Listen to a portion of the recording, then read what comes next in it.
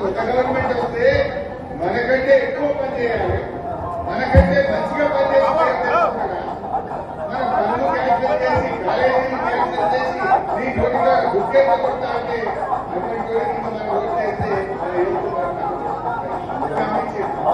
ఎంత ముందుగా చెప్పాడు అవ్వా పెన్షన్ వస్తుంది 2000 ఇక మేము వస్తున్నాం డిసెంబర్లో రాగానే 4000 ఇస్తాను చెప్పాను.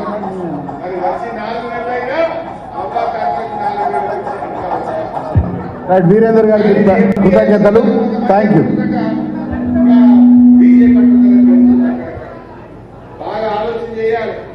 కాంగ్రెస్ మీద కోపంతో బీజేపీ మీద ఓటేస్తే పేదల మీదకి పోయేవాటట్టు ఇంకా ఆగమైపోతుంది మన తెలంగాణ. అందువల్ల బాగా ఆలోచించాలి. అక్కడ బై ఎలక్షన్ లో ఏం చెప్పింది రఘునందన్ రావు? ఇంటికి 2 ఎడ్లు ఇస్తా, మనిషికి 2000 నిరుద్యోగ వృద్ధి ఇస్తా, టెక్స్టైల్